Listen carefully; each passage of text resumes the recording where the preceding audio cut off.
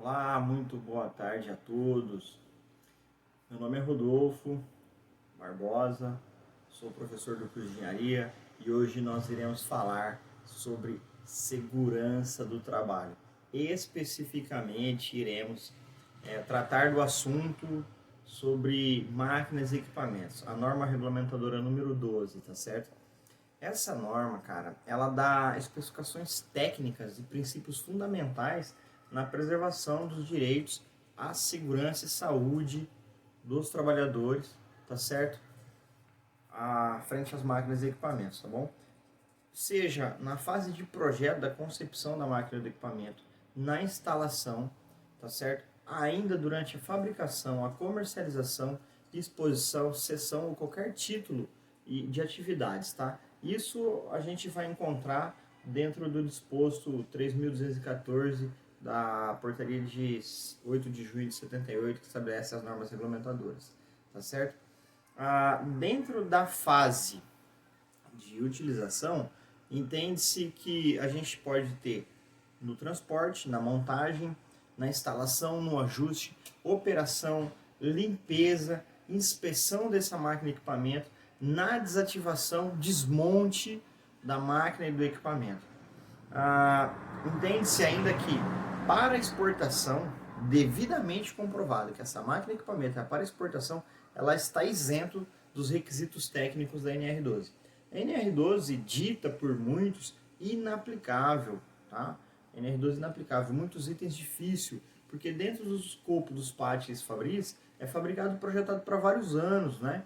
E hoje a gente tem que ter tecnologias, não é, disponíveis para que a segurança do trabalho venha em primeiro lugar. Algumas coisas não se aplicam à NR12, tá? Então vamos lá. O que não se aplica? Para máquinas e equipamentos de força humana ou tração animal, está excludente da NR12, tá certo? Equipamentos que estejam em museus, feiras e eventos para fins históricos também estão fora da NR12, tá?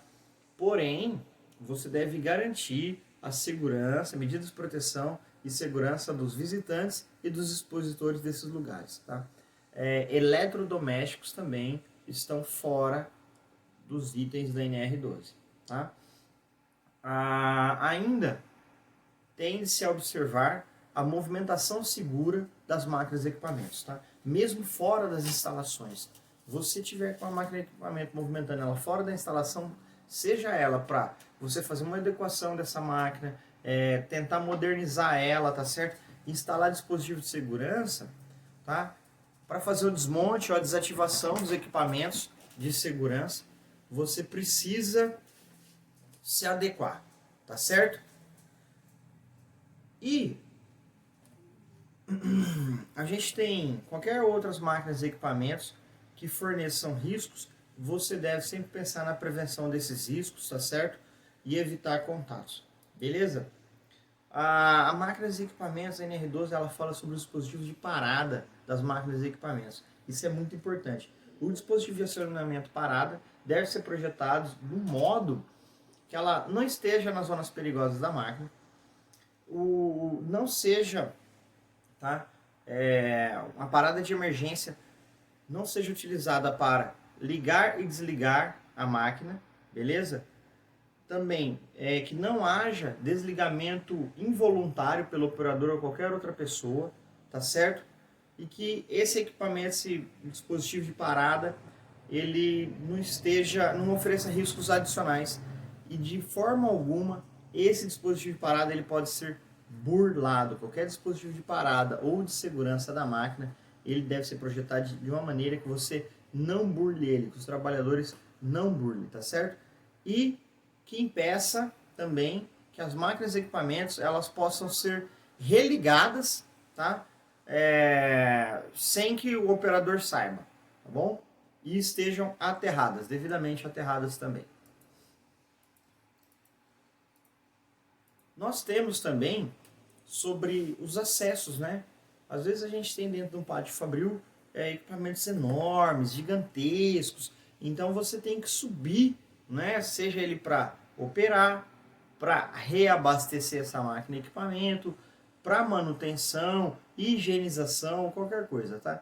Então as escadas permanentes, né, seja ela com espelho ou sem espelhos, elas devem ter algumas coisas. E as rampas também, né, tem uma observação muito grande com rampas. As rampas de acesso, por exemplo, elas têm que ter entre 10 e 20 graus, tá certo? A inclinação máxima é 20 graus, tá? Se tem que ser colocado material antiderrapante, distanciado 40 centímetros de si cada uma, beleza? Na extensão total dessa rampa, tá bom? Não podemos esquecer que você às vezes pode subir, pode estar molhado, etc., empurrando algum equipamento, então você não pode extrapolar o ângulo para que a gente não tenha problemas ergonômicos com os trabalhadores. E o piso dessa rampa, lembrando de dotado sempre de material antiderrapante para que a gente não tenha escorregamento e acidentes dessa natureza. Beleza? Escadas de acesso. Olha, as escadas de acesso, se elas não possuem aquelas escadas sem espelho, né? Aquelas escadas sem espelho, ela deve ser constituída aí, tem alguns itens, tá?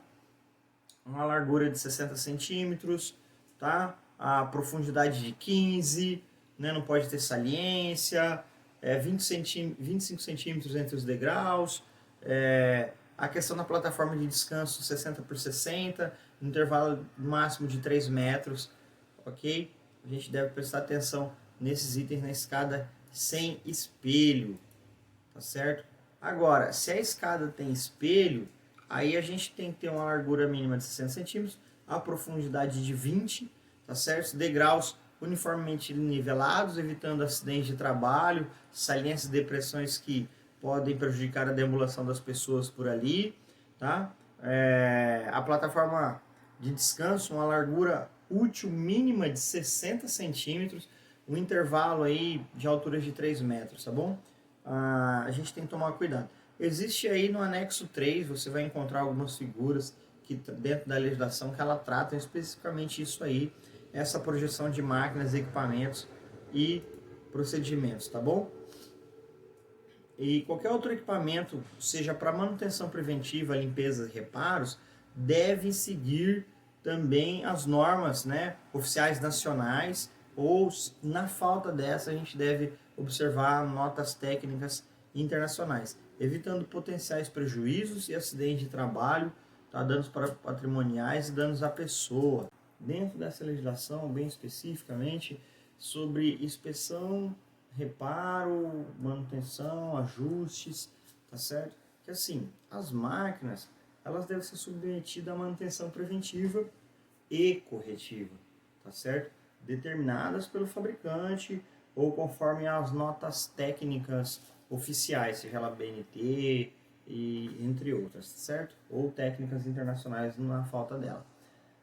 Dentro da manutenção, a gente deve sempre observar alguma coisa. Ficar disponível aos trabalhadores envolvidos na operação, tá certo? Bem como os reparos da comissão, a Comissão Interna de Prevenção e Acidente de Trabalho e o SESMIT e o Ministério do Trabalho, ou seja, deve ter um livro, registro, um inventário dos equipamentos, tá certo? E um prontuário deles, que a gente possa fazer. As instalações também, as instalações de máquinas e equipamentos devem se encontrar disposto, tá? As instalações a modo de garantir a terceiros, a segurança de terceiros e que eles entendam sobre o risco que eles estão expostos, seja a operação de manutenção e outras informações necessárias para que esses trabalhadores terceirizados possam exercer sua atividade normalmente, tá? E também deve possuir o manual, sempre ter o manual à disposição. O manual tem que estar em português, tá certo? Para que todos tenham acesso adequado às informações. Perfeito?